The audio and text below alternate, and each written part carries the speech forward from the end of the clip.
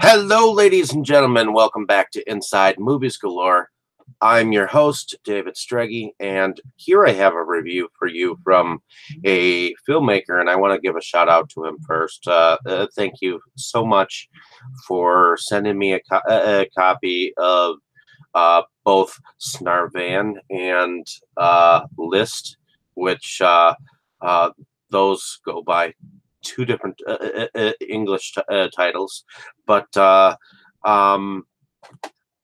I saw a list on some group, and I contacted the director of the film, and he sent me a copy of his first film. So this is my review of his first film. It's called Snarveien, and here's what it looks like. It's from Sweden, from Norway. He signed it for me, so thank you for very much for that. Otherwise, it's very hard to track down or whatnot. But the director's name is Severin Eskeland, and he worked with Exposed Films on this feature, and it's from 2009. And it's basically about a couple, go by the character names of Lena and Martin, who are evidently on their way to a wedding for their friend Lassie. And Lena is played by Marta Germain Christensen, who is very pretty. Martin is played by Sandra Krogtoft Larson, and Lassie is played by Jeppy Beck Larson. So we have these three characters. Lena and Martin are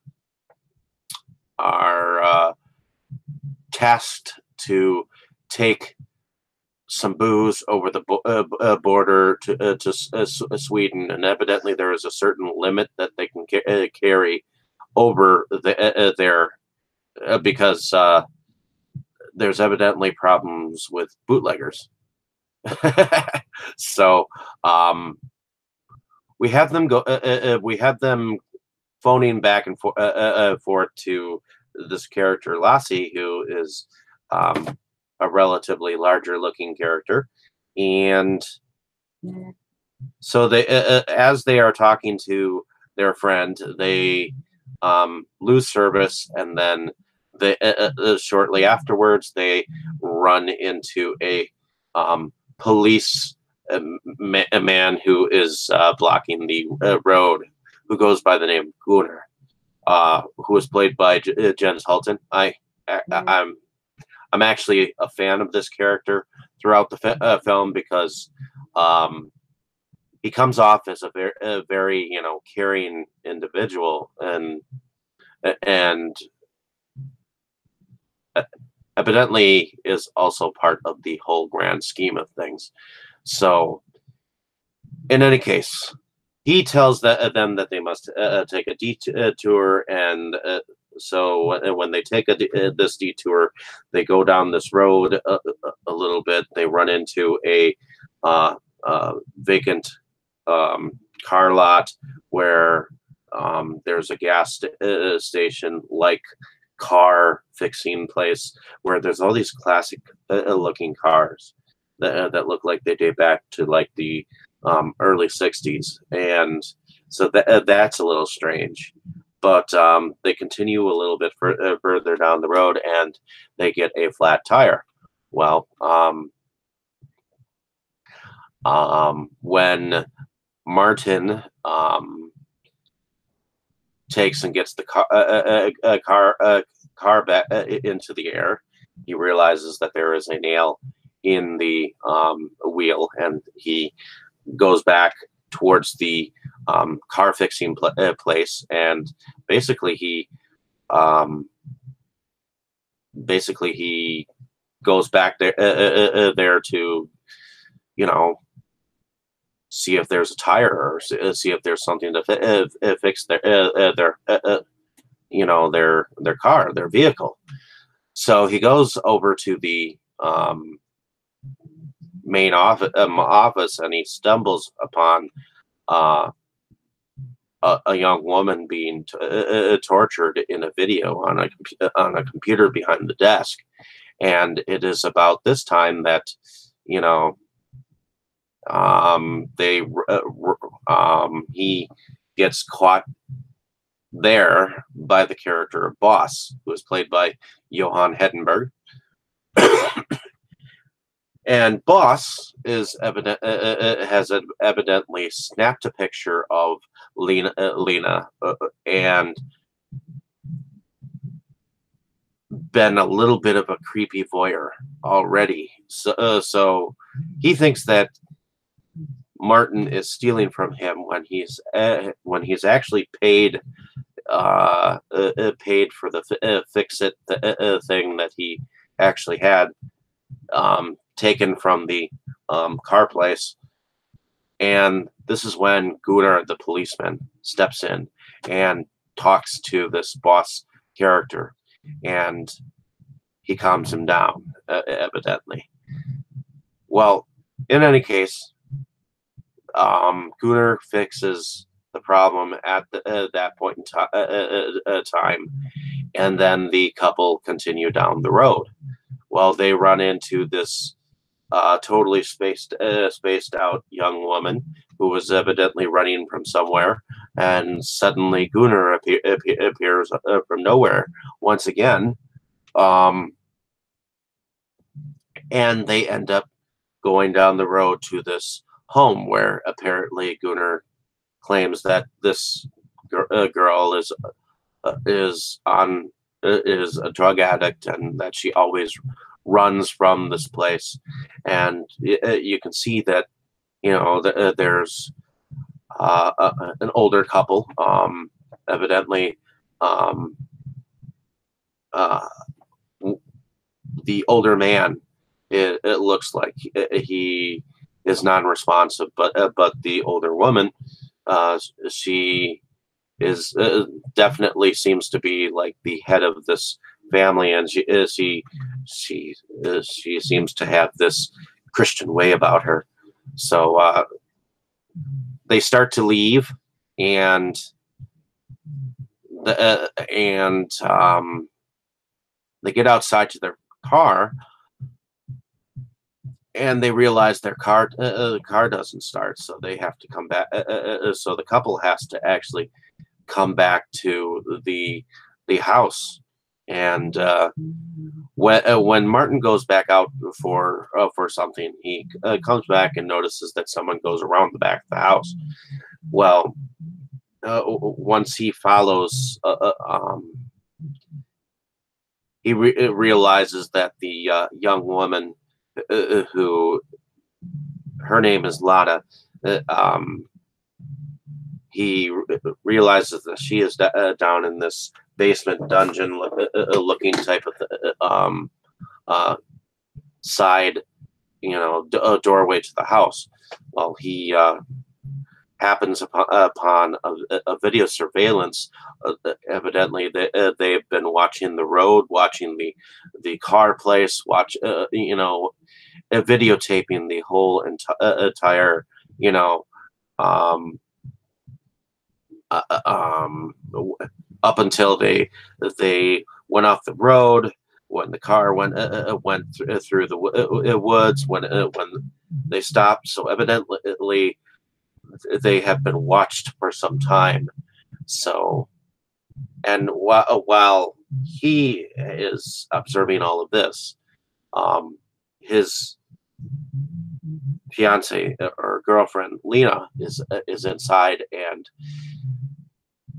this is kind of what goes down. Evidently, the characters are all somewhat connected family wise, and I don't want to really tell much more of what goes on, but I really liked the feel of this, even though I know there wasn't entirely an originality to it,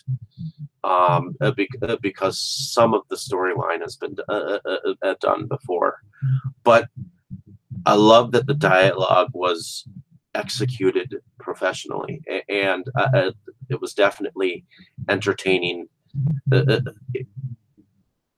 it definitely, I definitely got the feeling that, you know, there was that this that horror is understood. Um, I get a lot of feelings from Hollywood that they don't do a lot. That this film was definitely on a low budget. Even though you could definitely not tell, I could definitely see that the director and the actors acted this out really well. Well, I could definitely believe the characters were who they say they were, and there was definitely a grittiness to this film. I enjoyed it, and so I love that this was inspired by true events as well. So um, I I loved it. I was entertained by it. I loved how the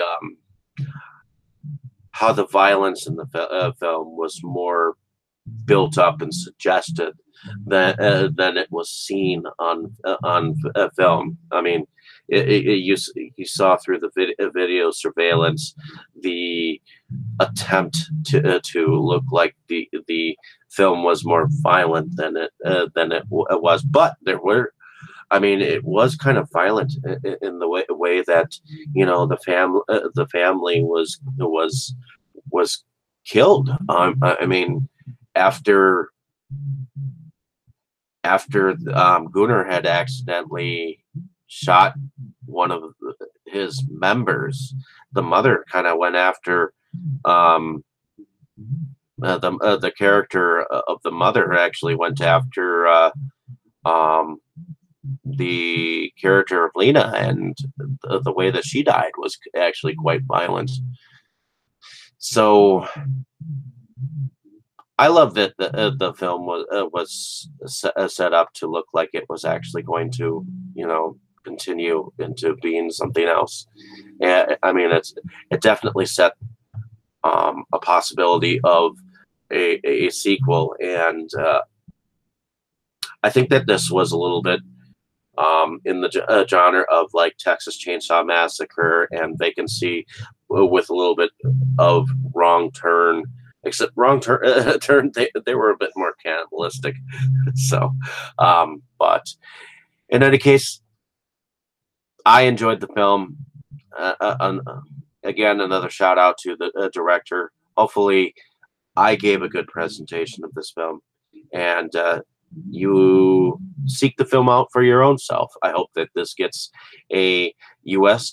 distribution someday, because it was really smart. It was definitely shot really well. I loved that there was a long and lonely road that they went down. I definitely loved the feel and the vibe. So the characters were very believable. The friend actually came out to help them, which I thought was interesting because he looked like someone who would just sit on his ass. So, in any case, hopefully you like and subscribe to our channel. I enjoyed the film. I enjoyed the vibe.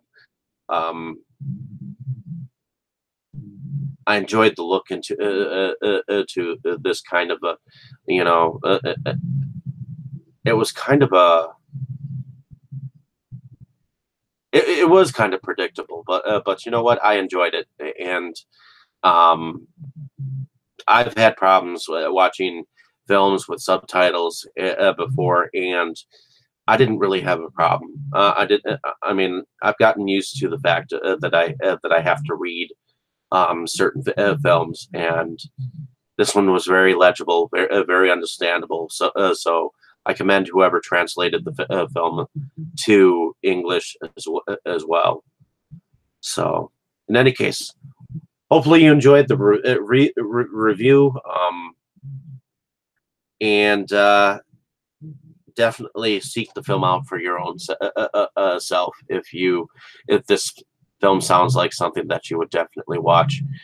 In any case, like and subscribe to our channel, and I'll definitely have some cool reviews coming up for you.